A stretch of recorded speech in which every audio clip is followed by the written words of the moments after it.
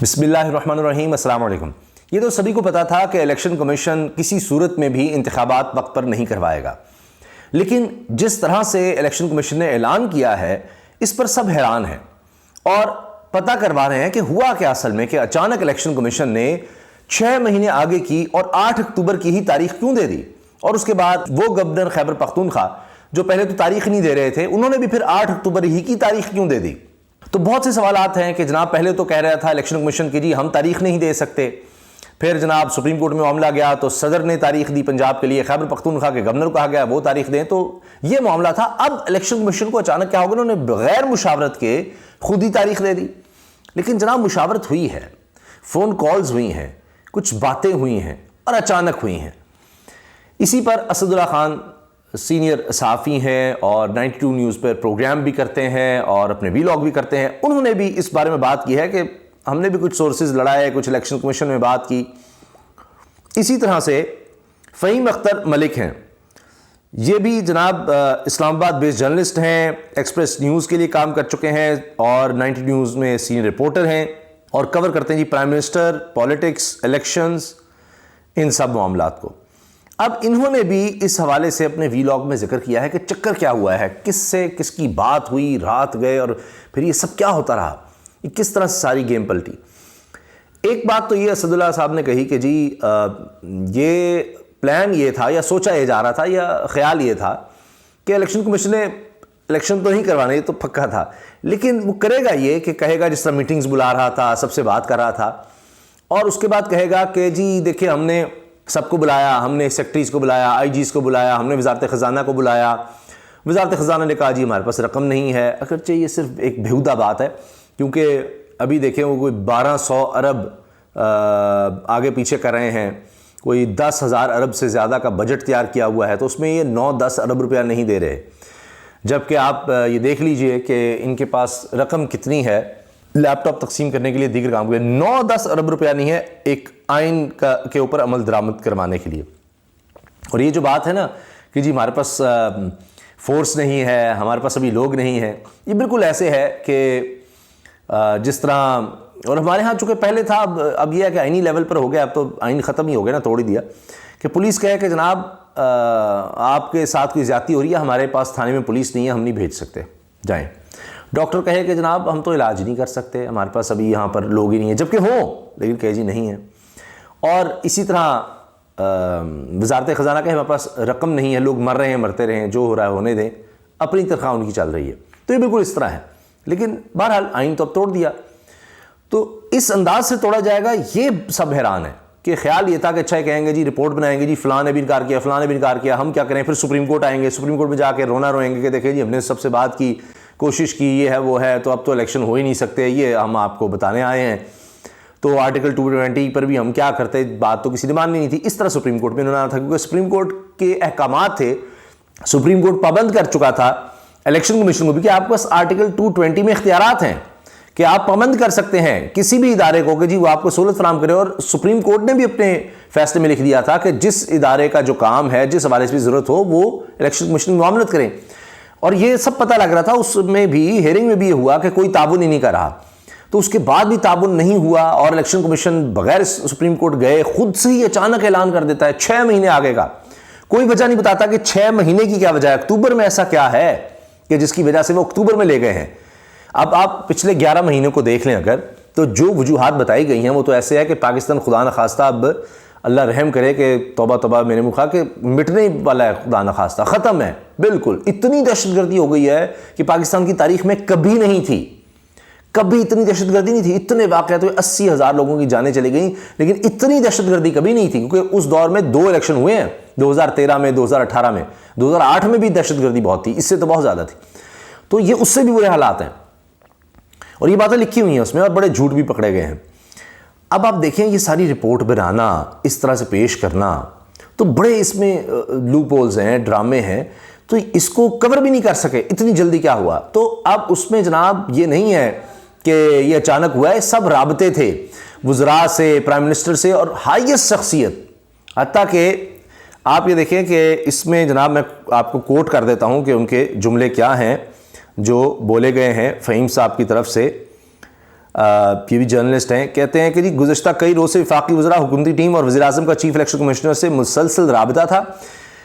مگر پھر army chief کا بھی چیف الیکشن کمشنر سے رابطہ ہوا. یہ یعنی جیسے یہ اناؤنسمنٹ کی ہے نا، اس سے ایک دن پہلے کی بات ہے، ایک رات پہلے کی بات ہے.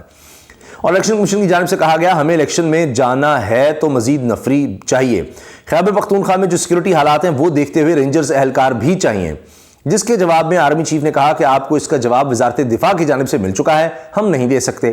پھر حکومت نے وفاقی کابینہ کے اجلاس میں بھی یہی فیصلہ کیا کہ ہم الیکشن میں نہیں جا سکتے، اور پھر الیکشن کمیشن کو مطلع کر دیا گیا. الیکشن کمیشن نے فوراً ہی آئین توڑ دیا اور الیکشن تقریباً 7 ماہ ملتوی کر دیے. فوراً ایسے آئین توڑا انہوں نے. اب جناب یہ اصل کہانی ہے کہ یہ ساری مشاورت اور یہ سب ہوا،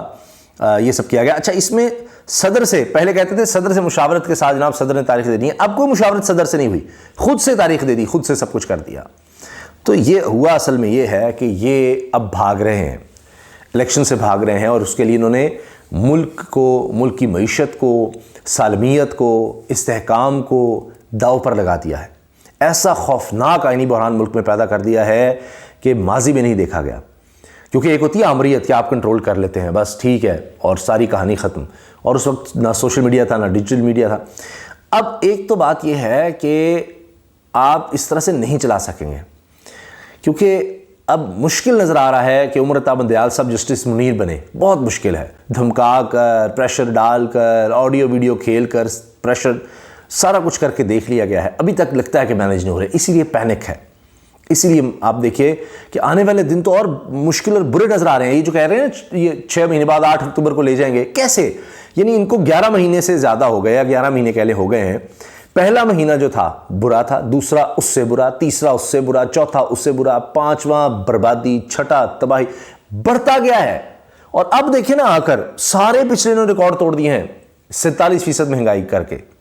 اور آگے اور تباہی نظر آ رہی ہے، IMF سے معاملات نہیں طے ہو رہے، آگے اور بربادی نظر آ رہی ہے. تو اس کا تو مطلب یہ ہوا کہ انہوں نے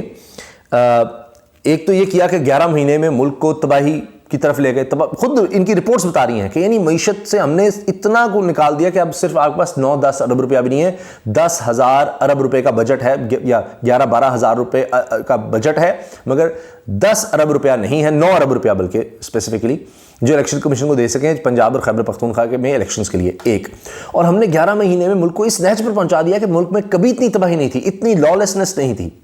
اور شاید وہ ٹھیک کہہ رہے ہیں اس ایک لحاظ سے اگر دیکھیں، کیونکہ ساری پولیس صبح سے لے کر رات تک چھاپے مارتی ہے. تحریک انصاف کا کوئی کارکن تو نہیں ہے، کہیں ہے راتوں کو جا کر دروازے کھٹکا رہے ہیں، اندر گھس رہے ہیں، عورتوں کو ہراساں، بچوں کو ہراساں کر رہے ہیں، بغیر وارنٹ کے کر رہے ہیں. ساری پولیس کو اسی کام پر لگایا ہوا ہے، صبح سے لے کر رات تک، اور کوئی کام نہیں پولیس کا ہے تو مجھے بتا دیجئے.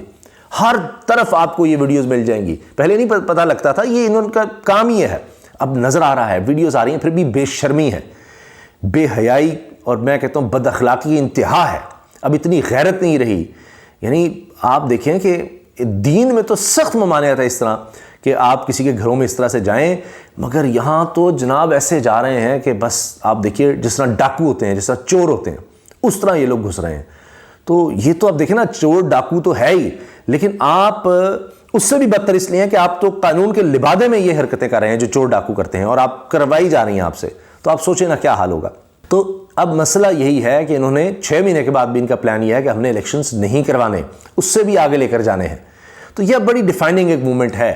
کہ کیا بند کمروں کے فیصلے چلیں گے یا آئین اور قانون کے مطابق کا معاملہ ہوگا. آگے اللہ بہتر جانتا ہے، لیکن ملک اس کا اب متحمل نہیں ہو سکتا. آپ دیکھ لیجئے گا پچھلے 11 مہینے میں آپ نے چلا کر دیکھ لیا ہے جس طرح بھی آپ نے چلانا تھا،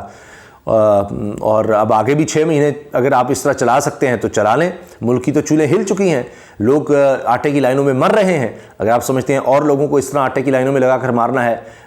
تو آپ چلاتے رہیں. اور ہو سکتا ہے کہ یہ اب یہ حال ہو جائے کہ پھر دیگر چیزوں کے لیے بھی لائنیں لگی ہوں، اور شاید پھر یہ لائنوں کا سلسلہ بھی اس لیے ختم ہو جائے کہ حکومت کہے کہ اب ہمارے پاس خوراک بھی نہیں ہے.